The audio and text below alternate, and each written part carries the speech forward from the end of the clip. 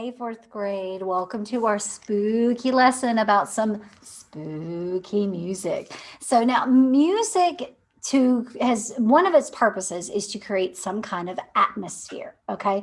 Whether it's a music that's excited and happy to put us in a good mood, or if it's music that's sad to, maybe try to get us to cry. But music has always been used to create some kind of atmosphere or mood. Now, one of the things that it can be used for is to create a spooky mood. So music that has a spookiness to it has been around for most of music history. So we're going to look at some examples from music history and also a very recent example that many of you guys are going to be familiar with. So let's jump in. Okay, so what we're going to do is I'm going to discuss a composer, give you a little bit about his history, a little bit about the history of I can't talk today, the specific song that we're looking at, and then I'm going to let you listen to an example of that song. Okay, so here we go. So our first song that we're going to be talking about is one called Toccata and Fugue in D minor by Johann Sebastian Bach. Now, Bach lived back from 1685 to 1750, so quite a long time ago. Now, his father was a town musician, and his family came from a long line of musicians. So basically, Bach's destiny from being born was to be a musician. They had a long family history of that, okay? There's about 300 years in our history worth of Bachs, all working as professional musicians. Bach's grandfather, Bach's father, Bach himself, Bach's children, their children. So there's a long history of the Bach family being musicians. Now, most of his life, Johann Sebastian Bach worked in a church playing an organ. That's pretty well what he did most of his life, besides writing music and directing orchestras and things like that. But sadly, his music really wasn't appreciated for its value till about 100 years after his death, when another composer named Felix Mendelssohn found some of Bach's music in a church that Bach used to work at, and Mendelssohn had one of his orchestras play it, and then voila, Bach was just very popular all of a sudden overnight. All right. Now, the particular song that we're going to be talking about, we're not 100% sure what year Bach composed it. We know it was within a 4-year span between 1703 and 1707. Now, this is probably one of his most famous and recognizable of all the organ songs that he's ever written. Interestingly, because it's the spookiest. Now, it gained popularity as a spooky music because it was used in very, very old movies back in the 1910s and 20s and 30s, in the early day of movies. Now, interestingly, side fact here though, the Toccata and Fugue is not meant to be a spooky piece. When Bach wrote it, it was intended to be performed for church services. So when you hear this, you're going to be like, oh, I know that. That's a spooky song, but Bach never intended it to be. But it has that spooky feel to it, so people just tend to use that to create spooky atmospheres in their movies or their settings and things like that. Now, the Toccata and Fugue uses something called minor harmonies. All right. So when we're talking about things that are happy and exciting and adventurous, it's usually done in a major key. But whenever we're talking about stuff that's sad or spooky, it's done in the spooky version, the minor key. So because this uses a minor key, and we'll talk more about major and minor when I get to see you guys face to face, because it's done in a minor key, it gives that feeling of spookiness, like someone's lurking in the dark. Now, so what we're going to do is we're going to watch a video where an organ is actually playing this spooky toccata and fugue for us, okay? All right, so let's listen.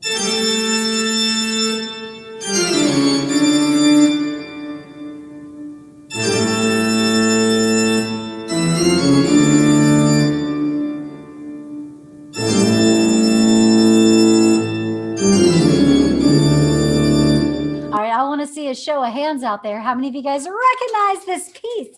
Yes, This is an extremely recognizable melodic pattern because people have been using this to create the spooky atmosphere to Halloween for a long time.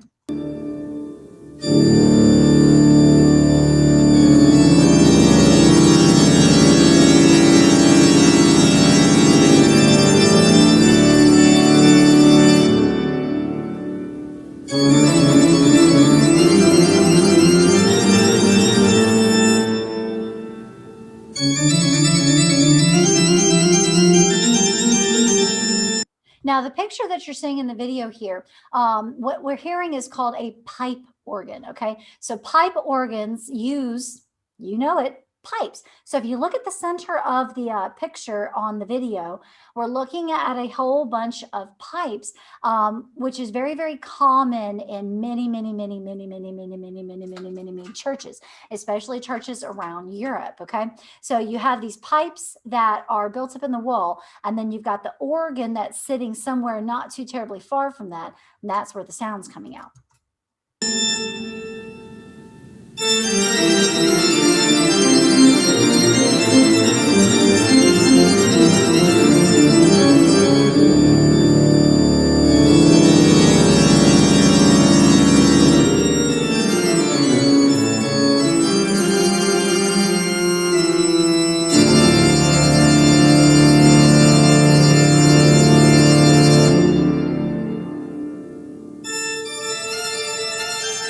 And then it starts in with this melody here, okay? So that's Bach's Toccata and Fugue in D minor. I just wanted you to listen to the beginning of it. So let's jump back over to our slideshow and look at our next song. Okay, so the next one we're going to be looking at is a piece by Wolfgang Amadeus Mozart. Now, while Mozart was very well known for writing many, many different kinds of musics, like symphonies and string quartets, but he was also well known for writing a type of music called opera, okay? Now, opera is basically when they sing everything. I know you've heard me use the word opera before, okay? So opera is where they sing the whole thing, every bit of it. There was one opera in particular that he wrote called Don Giovanni. We're going to talk more about that in just a second. Now, little quick, some stuff that I know most of you who had me in second grade spent some time talking about Mozart, because his birthday is in January 27th, 1756 to be exact. Mozart was born in Austria, and again, like Bach, to a very musical family. His dad was actually a violin player. His older sister was a piano player, played violin and sang. And so Bach at a very young age, and when I say young, I mean young. He started playing piano when he was only 2 years old. Yeah, you heard me. 2 years old. And he was writing music, like we're talking big scale music, by the time he was 5 and 7 and 9, those ages, he was writing some big time music. So he's what we know as a child prodigy. I know you guys who've had me before have heard me use that word before, a child prodigy. And a child prodigy is someone who is exceptionally good at something at a very, very, very early age. And when we say early age with Mozart, we really mean early age, okay? So he grew up in the limelight, doing tours all around Europe with his dad and his sister. His mother unfortunately died when he was rather young. So it was just his dad and his sister, and they would tour all around Europe playing for kings and queens and princes and princesses all over the place. But when he became an adult, him being a child prodigy just didn't have the allure that it used to. People, when he became an adult, they were like, oh, he's just another musician. So he wasn't as famous when he got older as he was when he was a child prodigy. So he struggled with finances. And during this time period in his life as an adult, he composed hundreds of his most famous pieces. One of his last pieces he ever wrote was something called the Requiem, and he actually passed away before it was 100% finished. So a student of his actually had to finish it. And he did die at a very young age of 35 years old, died in December of 1791. But during his time on our earth, he did write a very famous opera called Don Giovanni. Now, Don Giovanni is about this guy. He's not a good guy. He's a very, very bad guy. He gets into a sword fight at the beginning of the opera, and unfortunately, one of the characters in the story loses his life. He's the commentatore, or the commodore. He's kind of a leader of the army in the setting, whatever the setting is for this particular opera.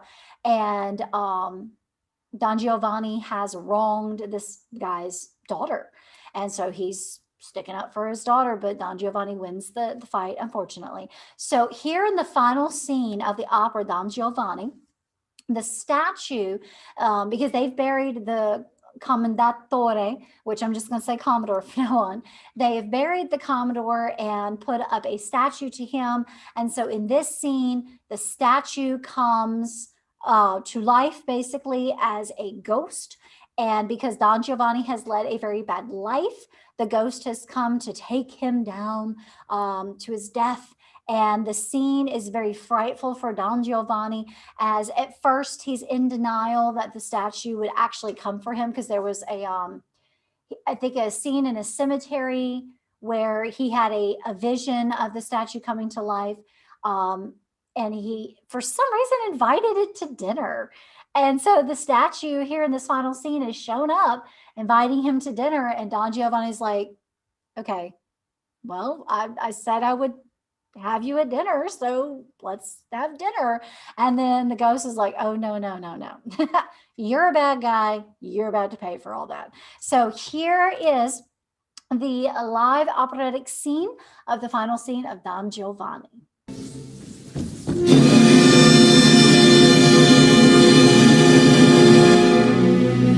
Here comes the ghost. There's Don Giovanni.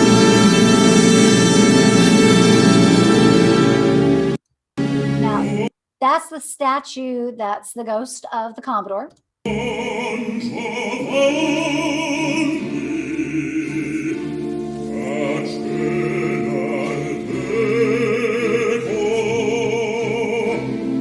Try to read the subtitles as you go, because this particular opera is written in Italian, like most operas of that time period. Now, Mozart did write a few operas in German, but up until probably into the maybe like mid 1700s, most, if not all, operas were written in Italian.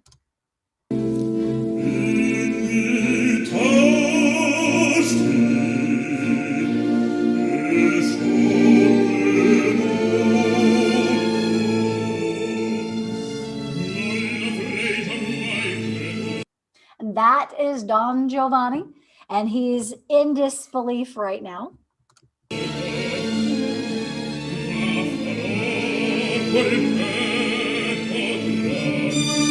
And that the guy hiding behind the table is Don Giovanni's servant. His name is Laprello. And Laprello, as you can tell from him hiding behind the table, is very, very scared.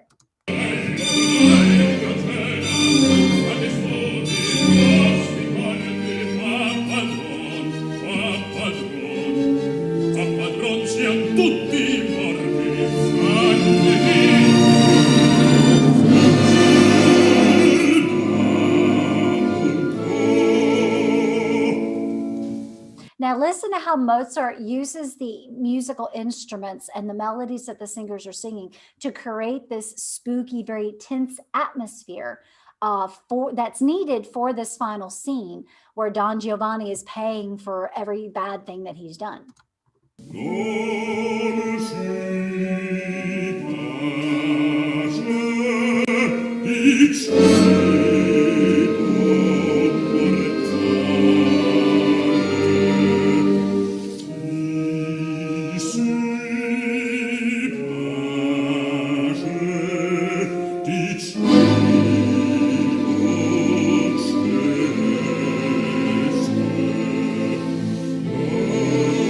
And even in this opera, I love the zoom in they've done on the ghost's face here.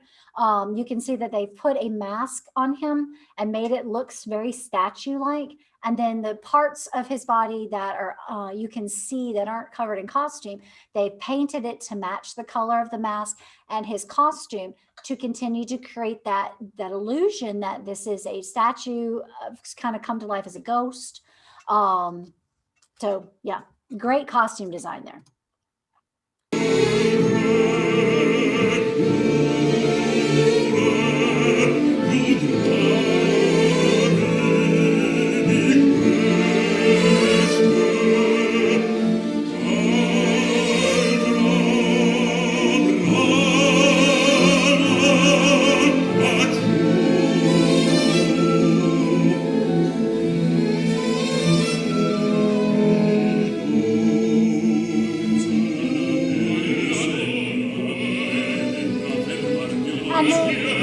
As this, it comes on notice, he said, I can't stop shaking. Don Giovanni's just kind of trying to play it off, whereas Leporello is extremely scared. And then it continues with, the ghost coming to do what he came to do. So let's move into the next song. Now, there's another composer who came after Bach and Mozart, named Franz Schubert, who wrote a very spooky song and a little bit sad at the end about a legend from his area in Europe, okay, called the Erlkönig, also known as the Earl King. Now, Franz Schubert was born in 1797, about six years after Mozart passed away. Schubert, like Mozart, was born in Austria, and like Mozart, played many different instruments, but was also a bit of a singer. I don't know if there's really too many reports of Mozart doing a lot of singing, but Schubert was a very good singer. He actually sang in the Vienna Boys Choir, which is one of the most famous choirs in the world in the history of music, and still functions to this day. We know it as the Vienna Boys Choir now. Schubert, like Mozart and Bach, also came from a very musical family. He also kept friends that were also very artistic, very musical. And he died even younger than Mozart did. Schubert died at the very young age of 31 years old. He got very, very sick at the end of his life and passed away. And like Bach, was not really popular in his time period. Didn't really have a whole lot of jobs, really. He kind of stayed with friends, so they kind of paid for everything so that he could write his music, because he was very, very famous in his little circle of friends. But just overall wasn't as famous. Mozart was hugely famous most of his life. Bach, not so much, except outside of his little town, till outside, well past his life. And then Schubert was very, very popular with his little group of friends, but not so much after his life. A little fun fact about Schubert: he actually used to work for a small time period as a school teacher. His dad was, I guess you could say, the principal. They called them different things. They didn't call them principals back in that, but he was head of a school in Austria. And Schubert spent some time working with the children there, but his heart really wasn't in it. He wanted to be composing. So he wasn't very good at classroom management, let's just say that. So he left that job, I think, about after 4 years, and started living the life as just a freelance composer. He'd get paid to write songs and would write a lot of his songs just for his own entertainment. His friends would have little concerts called Schubertiads, where they would perform his music and stuff. Now, at these Schubertiads, one of his more famous pieces that was composed in 1815 was the Erlkönig. The Earl King is the English of that. Now, words for this particular song are based on a poem by Johann Wolfgang von Goethe, okay? Now, von Goethe was very, very famous poet from that time period, wrote lots and lots and lots and lots and lots and lots of poetry. One of the ones that he wrote was the Earl King. Now, the Earl King was about this evil creature known as the Earl King, who would steal the souls of children. Because back in that time period, when the Earl King myth was very, very popular in that area. People really didn't understand illness like we do now.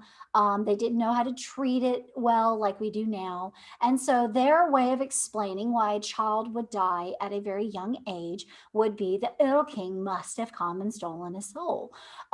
So, this is all just myth. Okay. It's no truth to it. Trust me, there's no truth to this, but is a very, very old Austrian, that area, German kind of European myth of the Erl King that would take the souls of children. Now, this particular version of the Erl King myth, the poet von Goethe has written that a father is just blasting through the forest on horseback, trying to get his very, very ill son to a doctor on the next farmstead.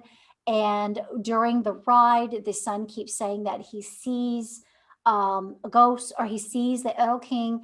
The Erl King's talking to him. The Erl King's trying to get him. And the father's like, no, son, it's just the mist in the trees. It's just the wind in the trees that you're hearing. You're not seeing anything. You're going to be fine. Just hold on. And then it has the sad ending that the Erl King does come and get him. Now, what makes this particular version that Schubert did so genius is that Schubert was able to create an atmosphere, a very tense atmosphere of this father trying to get his son to the farmstead, with the running of the horse in the piano part. Okay, so let's listen to that, just a little bit of it, so we can get an idea of the atmosphere that Schubert has created with this particular song.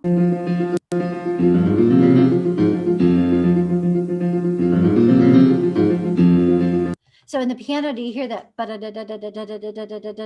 That's constant. That is the horse hooves running through the woods.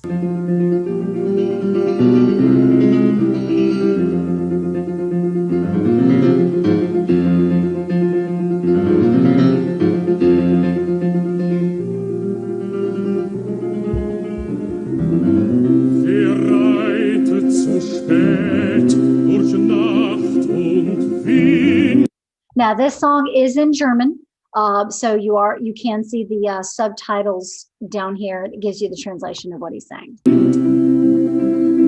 Es ist der Vater mit seinem Kind, hat den Knaben wohl in dem Arm, fasst ihn sicher, hält ihn warm.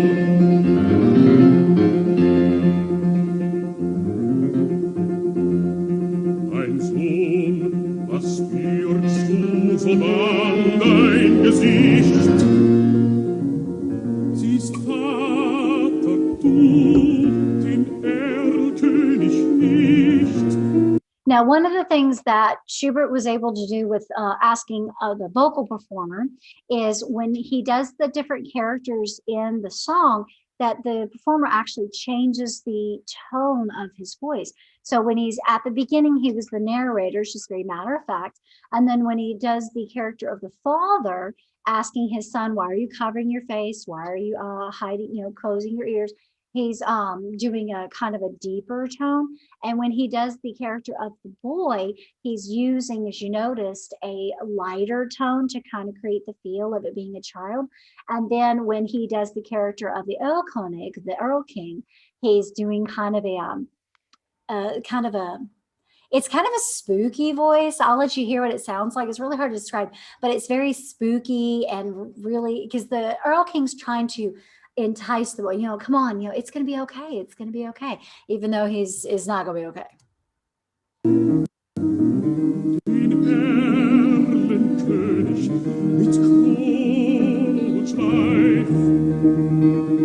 Mein Sohn, es ist ein Nebelstreif. Du liebes Kind, komm, geh mit mir, gar schöne Spiele spiel ich mit dir.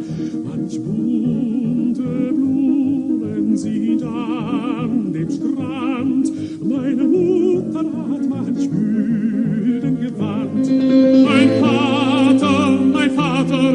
und hörest du nicht, was Erlenkönig mir leid? like that. I'm going to jump it to the end so we can see the ending. And it just goes on like that. The Earl King is showing the son beautiful things. And the son keeps saying, Father, don't you hear him? Father, don't you see him? The father keeps trying to reassure the son. And then here's the ending. Erreicht den Hof mit Weh und Not. In seinen Armen das Kind war tot.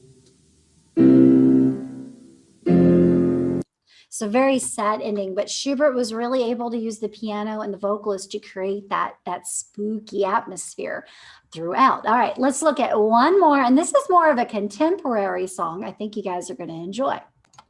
Now, composers back from the old times, hundreds of years ago, are not the only ones who are using spooky music to create a spooky atmosphere. There's also people who do this in movies. Now, some of you may be familiar with the movie The Nightmare Before Christmas. Okay, the fun little movie by Tim Burton. And there's one song in particular from it called This Is Halloween, where the composer Danny Elfman has been able to use spooky things to create a spooky atmosphere for Halloween Town. Okay. Now, this particular composer is actually an American composer, singer, songwriter, record producer, and actor. Yeah, he's got quite the resume, right? Lots of stuff that he does. He's born in 1953, and he is still alive and composing and doing all this stuff to this day. He's known for scoring the music for popular shows like The Simpsons. He also did the 1989 Batman film, one of the very first Batman film for a long time ago. Not the one that you guys are familiar with now. And he's also done 16 Tim Burton movies. Now, Tim Burton, the director, is known for some very strange movies, so he really needs a composer that knows how to create this atmosphere. So This Is Halloween from Tim Burton's Nightmare Before Christmas was composed in 1993 when the movie was being created. It's the opening song to the movie. Now, the movie tells the story of Jack Skellington. He is a skeleton, spooky kind of thing from Halloween Town. And he opens to a portal to a land called Christmas Town.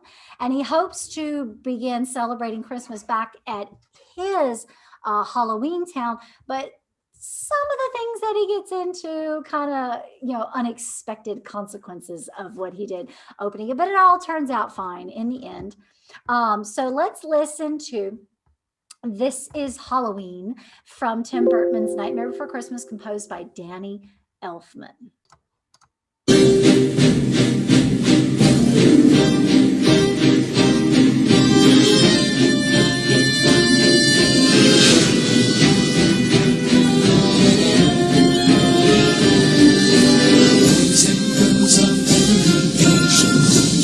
See something strange. Come with us and you will see. It's the town of Halloween. This is Halloween. This is Halloween. Pumpkins scream in the dead of night. This is Halloween. Everybody make a scene. Trick or treat. Tell the neighbors on the drive. It's our town. Everybody scream in this town of Halloween. I am the one hiding under your bed. Teeth ground sharp and eyes glowing red.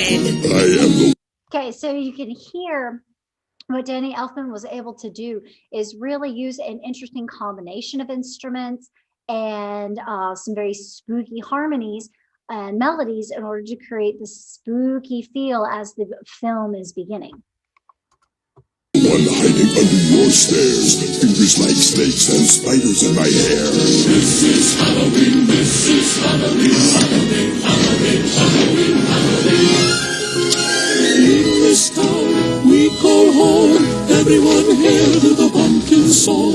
In this town, don't we love it now? Everybody's waiting for the next surprise. Down that corner line, hiding in the trash can, something's waiting out a punch and mouse. Hooray, it's Halloween, red and black. It's flying green. Aren't you scared? Well, that's just fine. Say it once, say it twice, take a chance and roll the dice. Ride with the moon in the dead of night.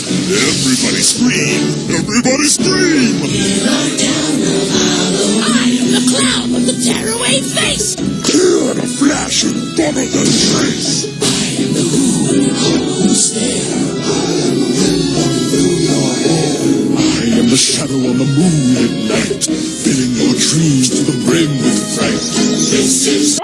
anyway, you can look that up and watch the rest of it on your own if you'd like to.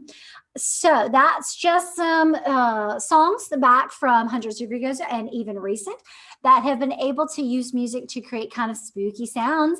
I figured this would be a great way to get into the kind of the Halloween feel. Okay. Now I can't wait to see you guys in person, which I think is going to be a little sooner than we think. Okay. But what I need you to do now is go take your quiz. And as always, you can find it in the same 3 locations that we have been talking about all week. I really appreciate all those who do your videos and make sure to keep up with this stuff. And I can't wait to see you guys. All right. But until then, I'll talk to you later. Bye.